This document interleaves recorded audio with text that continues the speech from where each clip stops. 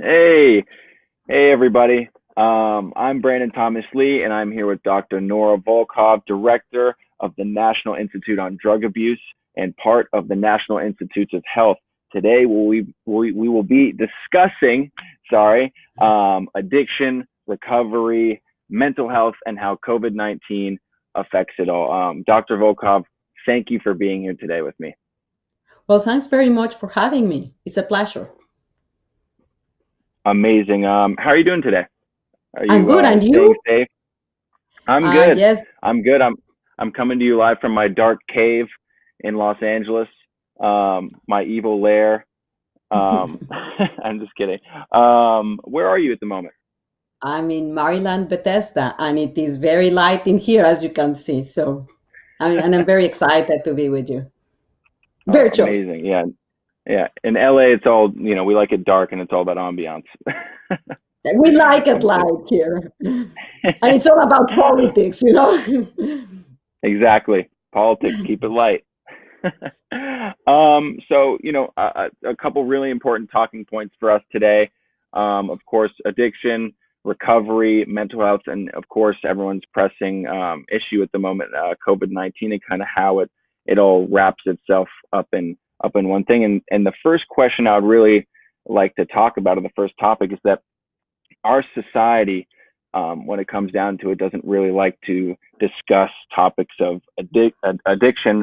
People like to have fun, and drugs and alcohol are a large part of what people imagine to be, how they can have fun. But when substances destroy a person's life, that's something that needs to be addressed in a loving and supportive way. And my question is do you think our culture is able to accept that things may be different for certain people?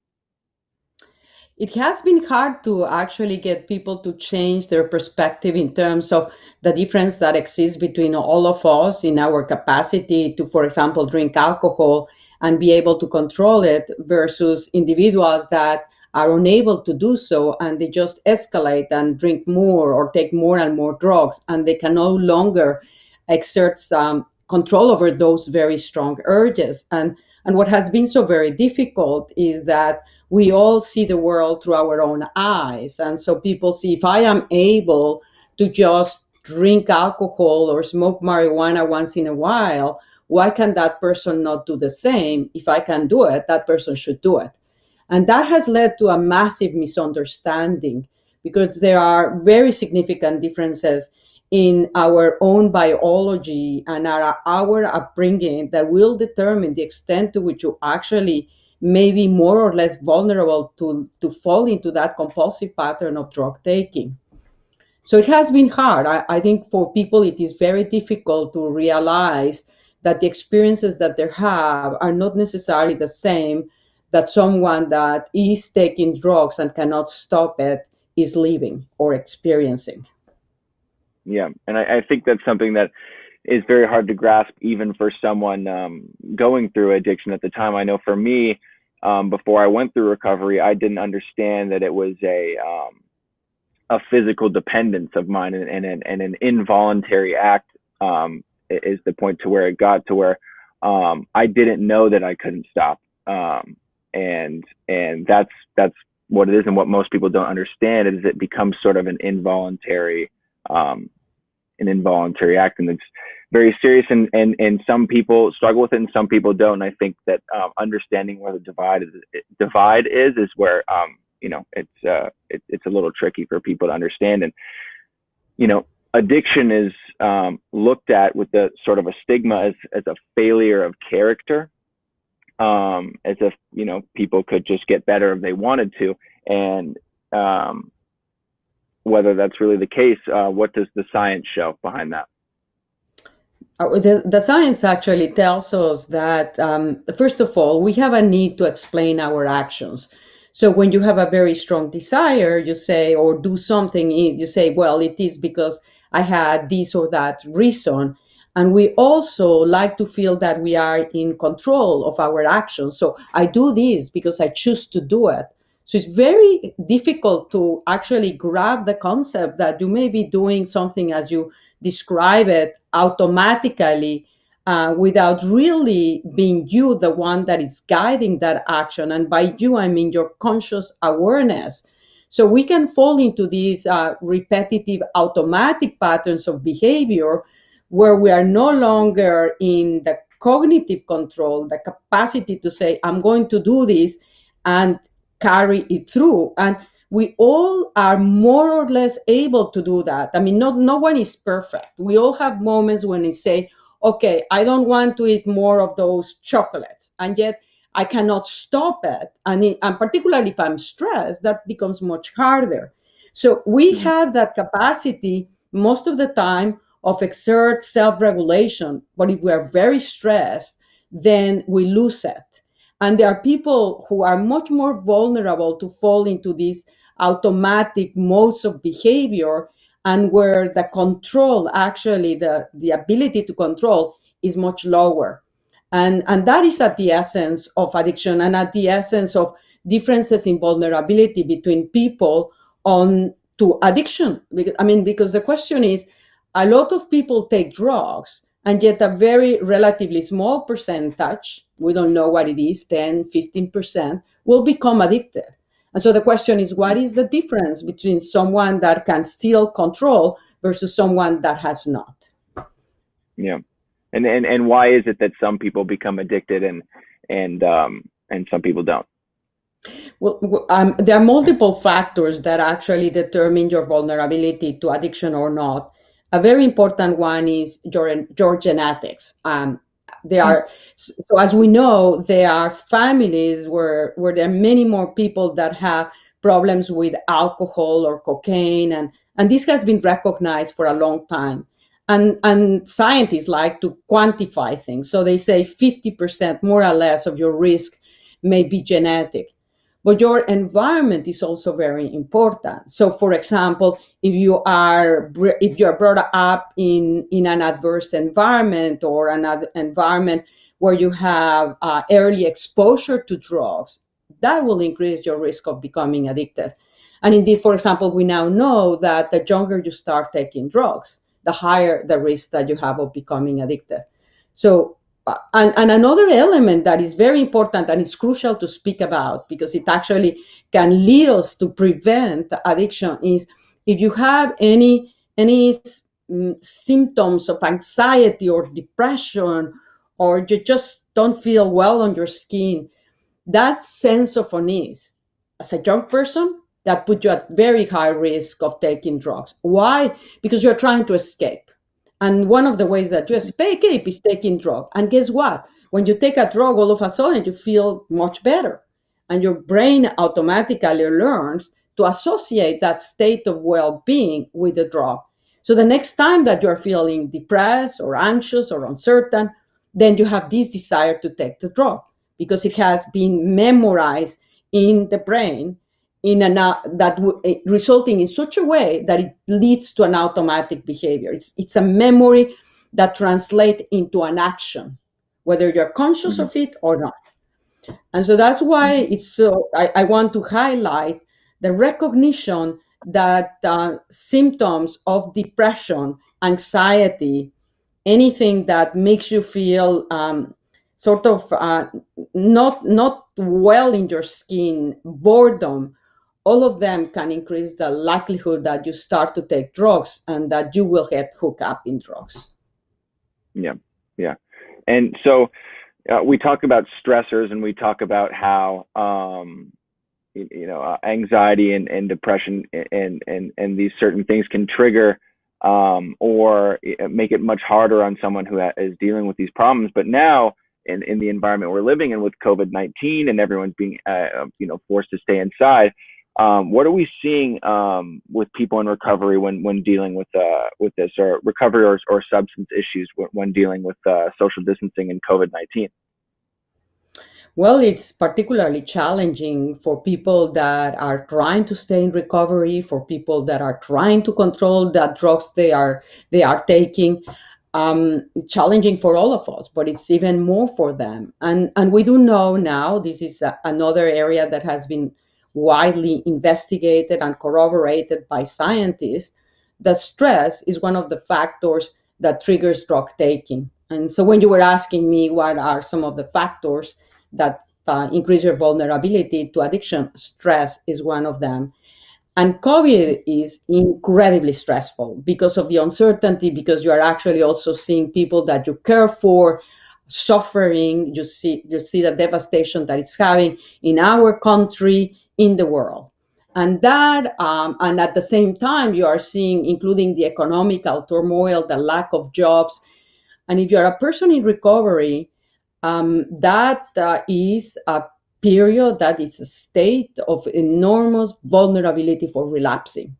If you are not in recovery, you are incredible high risk that you start to take even higher number of drugs. And if you are not taking drugs, it can deal you to try to experiment. So we know that from past events, and they never had anything as serious of what we're living right now. And when that has happened in the past, we see an increase in the number of people that are drinking, smoking cigarettes, smoking marijuana, taking illicit drugs, a number of increases in the casualties associated with that drug taking, and increases in relapse. And we're already seeing that. We are hearing from the communities, treatment communities, that patients that have been able to stay basically in recovery for a long time are starting to relapse. And then you add what you said, social distancing. Well, we are social creatures. We love to interact with one another. It's very powerful. It's one of the most important reinforcers that we have. And indeed, one of the factors, again, that increases risk for drug taking is isolation. When you are isolated, that is extraordinarily stressful. And so right now that we have this social distancing, it is much harder to get those social reinforcers that make us actually, that can help a person buffer the strong desires to take drugs. So that is another associated challenge that people that are dealing with drugs have to face, that isolation that in many instances drives people to drug taking, or that drives a relapse, or to initiating drug taking. I mean. Yeah. I know for a fact that when I was active in my addiction, I would be, voluntarily isolating myself, and that's where it got the worst for me. But I constantly think about people who are in the beginning of their recovery now being forced into isolation, and it just seems like a recipe for disaster, really. I mean, it's the one of the things you learn in recovery is to not self-isolate, to reach out, to have a fellowship, to have a community behind you. And it feels very hard to have a personal connection, sometimes through a computer or through a phone call. And sometimes it just doesn't do as well as some of these in-person meetings. And being in isolation, I know from talking to a lot of different people, it's been very hard on people. And certainly for me, it's been hard. I'm a very social person, and I ever since I've been sober, I've loved to really be able to spend time with people in a healthy way, and talk about my feelings, and be able to express myself, and exercise, and get outside, and feel like a part of a community that I've really worked hard to be able to have a life that you can sustain in that community. And when it feels like it's been taken away from you, it's a very hard feeling. And especially for people that are suffering with anxiety and depression, all of these things get worse. And it's been a very hard time for everyone. And so my question is what specifically about isolation makes it so hard for the brain?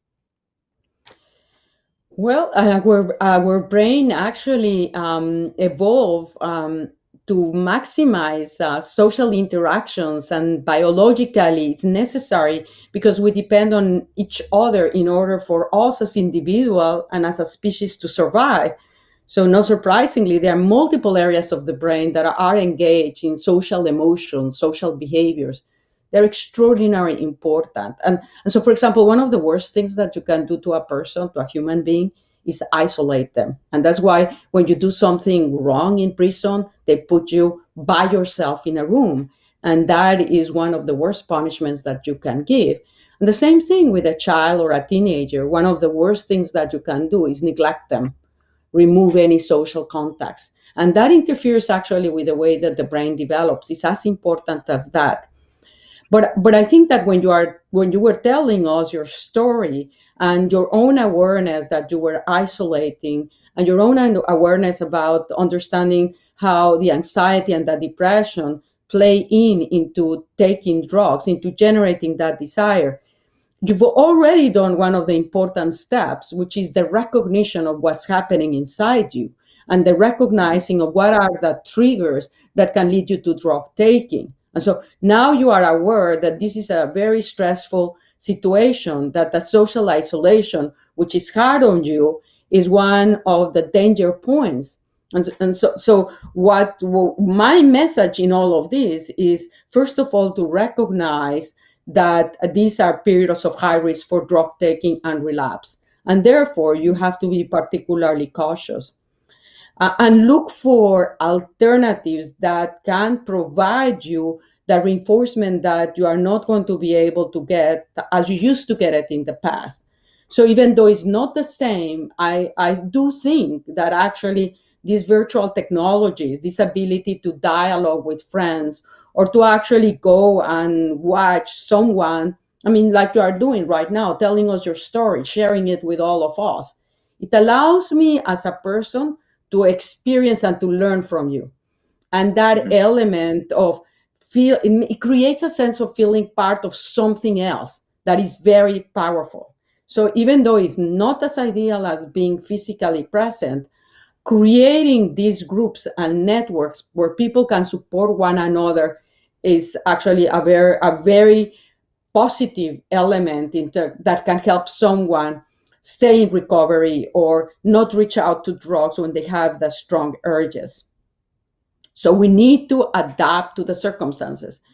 And virtual technology has enabled us to do this.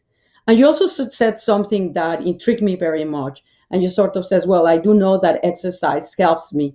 And I think that recognizing what type of activities help you, you should try to promote doing them. I mean, now, of course, one of the challenges is not everybody has access to being able to exercise, but if you are creative, most people will.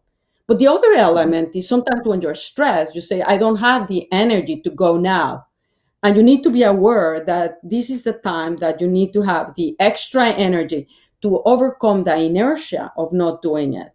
So Mhm. we're basically being very systematic. And sometimes, even if you need to build routines, routines can help you deal, particularly when things are very, very stressful. Create a routine and follow it through, and that will carry you through. And some are those of the advice that I would give to people that are struggling, and we're all struggling with this whole issue of the isolation and the uncertainty. But as it relates to drugs, these become very valuable activities that you can do and minimize your risk. Yeah. And as you, And I def sorry. no, I was just going to say, because you also say out, I mean, reach out. If you feel that you are really in danger of giving in and taking drugs, reach out for help. Yeah. And that's a very powerful statement.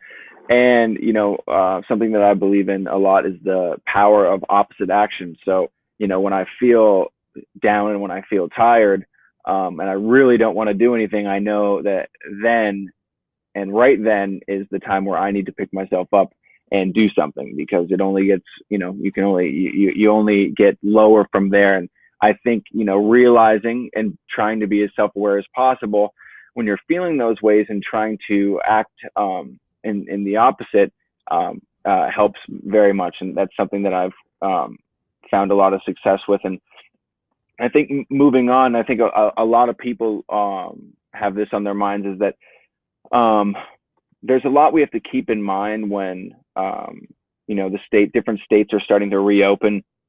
And um, I know everyone has to balance their own personal risk, and we both stayed away from each other for a very long time. um, But what's on your mind when thinking about people with addiction issues as they rejoin society coming out of this isolation? Well, it's going to be complex for many reasons, and I think it's going to be complex again also for all of us. One of the things that worries me is that there is an entrenched wishful thinking that can take over in our brains very easily, particularly when you want something very badly. And that can Hmm. lead you to distort your cognitive operations to justify it. So, yes, of course, I want to go out and I want to go and explore the beaches and go swimming. And so I can see my brain starting to say, maybe, well, look at the prevalence. Maybe the risk is not so high.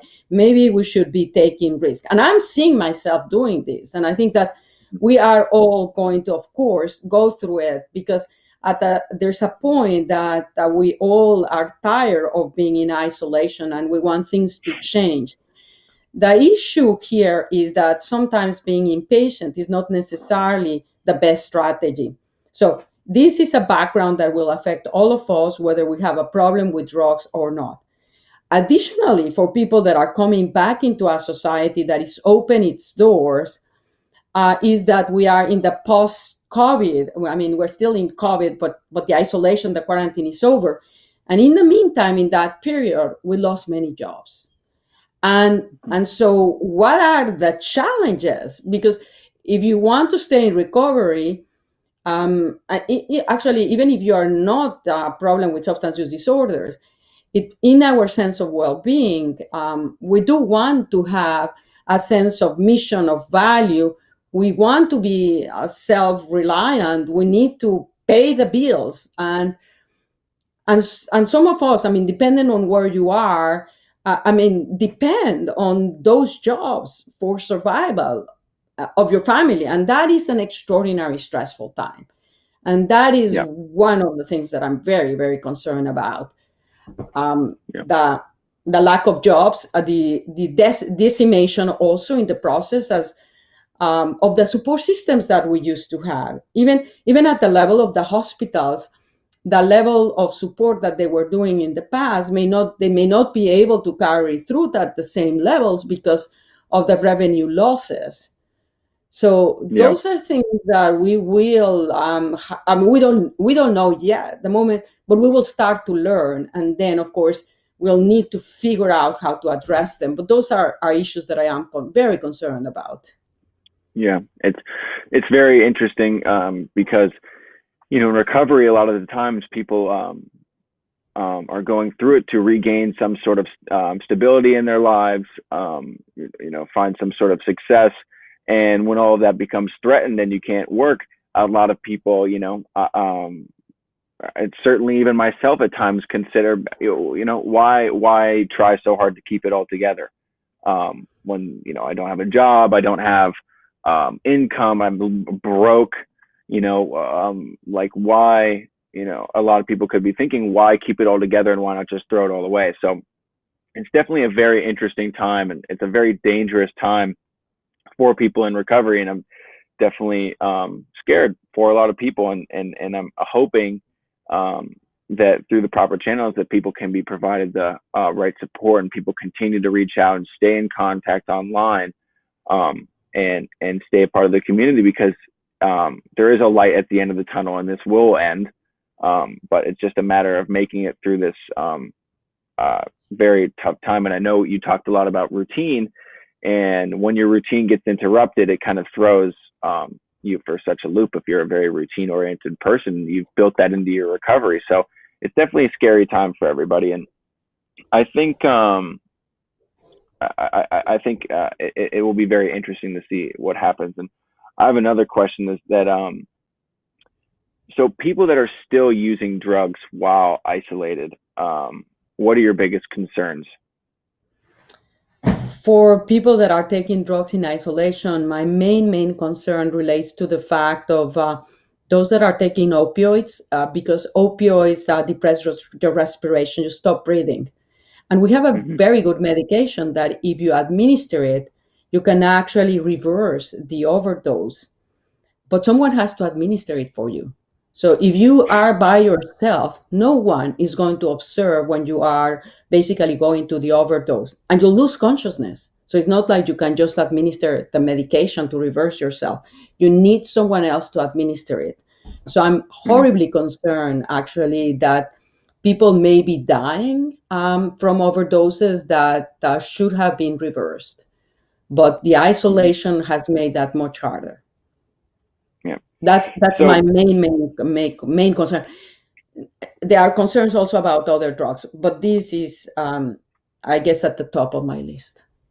yeah. So and on that note, for people that are sheltering in place who have an ongoing problem with drugs or alcohol, or are currently in the beginning of their recovery, how can they get help remotely or continue their treatment? Or what if a family member of theirs needs help?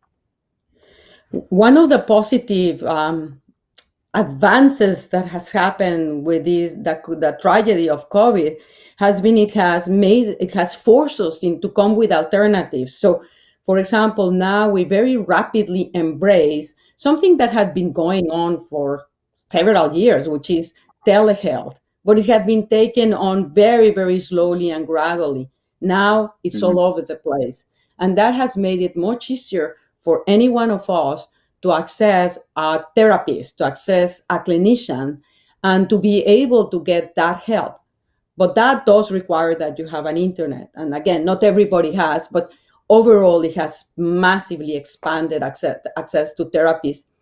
There have also been applications that have emerged, some of them are for free, that allow you to give a psychotherapeutic intervention, that allow you to get into support groups, that allow you Mm-hmm. to get someone to mentor you, to create these social networks. And again, these virtual applications have provide some alternatives that patients themselves are reporting to be helpful. How do they compare in the long term? We do not know. But for now, they are allowing individuals not to feel so isolated and to access care. And also, some of the other changes that have been positive is now it is possible if you have a problem with opioid addiction, say it's prescription opioids or heroin, you can be treated with medications that help you basically inhibit and control the desires for the drug, but also prevent you from overdosing. They protect you from overdoses. And the physician Mm-hmm. can prescribe you those medications through telehealth, which was not possible in the past. And so these are Yeah. some of the positive advances that we've seen as a need to urgently provide with support to people that are suffering from substance use disorders. Yeah. And during this time, I think an important question is everyone is at very much at a high risk is how can we best support those who are relapsing during this time, especially those who are isolated? Well, we need to, I mean, we need to all feel responsible. I mean, we all have a responsibility to try to help those that we can help around us. And I think that Mm-hmm. lending a hand, being more patient, listening, and certainly not ignoring signs and being there. As you know, I mean, a lot of the support systems that help people achieve recovery are based on that generosity of spirit that leads a person to say, I'll be there if you need me. Reach out to me. And so the concept is be there when someone reaches out to you, but also be proactive. And I think Mm-hmm. that I found, and again, a lot of what we experience through our own lives. And what I find myself is when you are walking and you see someone and they smile at you. I mean, it feels so good. I mean, something that in the past you wouldn't even recognize. But the kindness is something that is very therapeutic and very healing. And so I would say, be kind and reach out to help to others. I think that. I mean, there is this statement. What is it that we can do for America, right? What is it that we can also do for each other? Mm-hmm. Mm-hmm. JFK said that, right? Yes, Is that what he said? Yeah, there we go. yes. I got some knowledge in me. And I think I think that's something that's very important. And for me, in my recovery, I was blessed to have great friends who were constantly checking on me, constantly worried about me. And I definitely felt the pressure that I wasn't doing something that was beneficial for myself or those around me. And to know that there was someone that cared made all the difference, because at certain points, I didn't care about myself, you know, and it sometimes it takes someone to remind you that you should care about yourself, and that there are people sometimes that, rely on you, and you should be there to support them as well.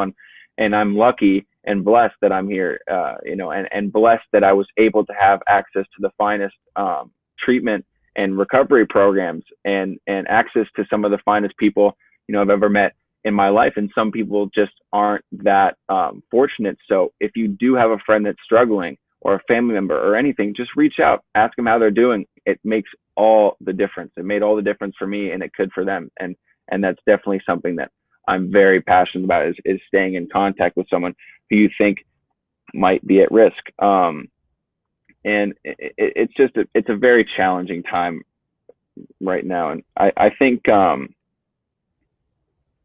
this is a very, very tough time, especially when there's limited communication in that aspect. And one of the last questions I want to talk about is that I know NIDA does a lot of research focused on teenage/young adults drug use in particular, and why is that? Because young people starting in early adolescence are much more vulnerable, number one, to experiment with drugs, and number two, if they do experiment with drugs, to escalate into addiction. So you are much more vulnerable, as I was commenting before, if you start taking drugs when you're very young for addiction, than if you take them as an adult. And that relates to how the brain is developing, and during those stages it is particularly plastic. That means that it is changed by the environment much faster than it will in an adult, and that characteristic is fundamental for us to learn.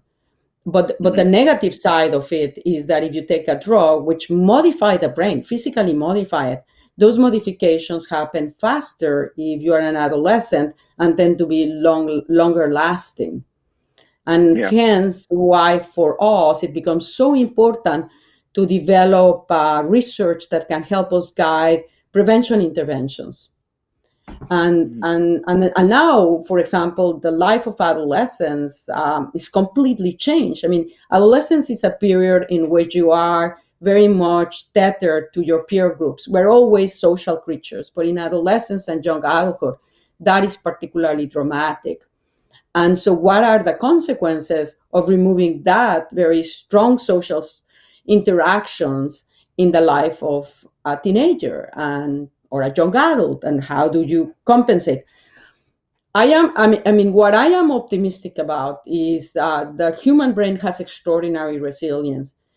And I do believe that, and among the strong components about being a human, and not that I say it's the only humans have it, but certainly the connectedness and the sense of responsibility for others, our ability to suffer when someone suffers. We actually can integrate that emotion into, we experience it, and that's what we call empathy.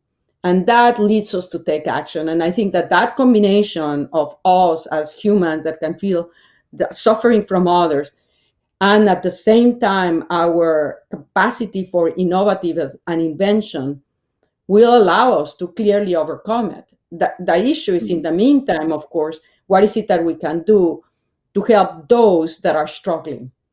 And what you were saying, in your own experience, is that how important it was for your friend and for you to feel that someone cared for you. And I think that would be a very important message. Show others that you care for them. Yeah. And I think a good note to end on for this is to sort of touch a little bit on the mental health aspect, and for people that suffer from mental health issues, struggling with addiction as well. are their needs being taken into account in planning research and ensuring that promising new approaches um, move forward and have these issues been forgotten in COVID-19? Well, in research, I know we haven't forgotten them because they are so fundamental in terms of what makes you vulnerable and also fundamental in keep you actually in recovery. If you do not address depression, it's very difficult for someone to achieve recovery. Unfortunately, now with the COVID and where it has become harder for people to communicate and certainly to go into a hospital or a clinic because basically some of them are overwhelmed, others have closed. The the therapeutic requirements, their needs may not necessarily be fulfilled. This, as I mentioned before, is somewhat balanced with telehealth, but there is still a need for reaching out and helping those suffering from mental illness by itself or when it is comorbid with a substance use disorders. And now more than ever, because of the stress and the sense of hopelessness that can easily emerge if if you don't have alternatives, particularly if you don't feel like you have alternative, because certainly you may not have alternatives right now, and everything may look very dark, but things change, and tomorrow you will see alternative. That's the way that life turns on. But in the moment, you Mm-hmm. may feel that everything is very dark. Yeah, yeah. Well, this has been an amazing conversation, and I think this is something that should continue to happen, and hopefully we do some of these again. And I just want to thank you, Dr. Volkow, for sitting down with me today and having the time to really just talk about this and bring this to a public stage. And I think this has been amazing. So thank you very much, and thank you to everyone that's been joining in. But Andrew, I want to thank you for your willingness to share your story, and also I want to congratulate you on your sobriety. And because it is, I mean, people learn from others, and someone can see, if he did it, I can do it too. So thanks a lot. Thank you very much. That means all the world. And you guys can go to NIDA's website and get all the information you need. I'm sure we've been running banners down below for all the crisis text lines and all that information too. So thank you very much. Thanks.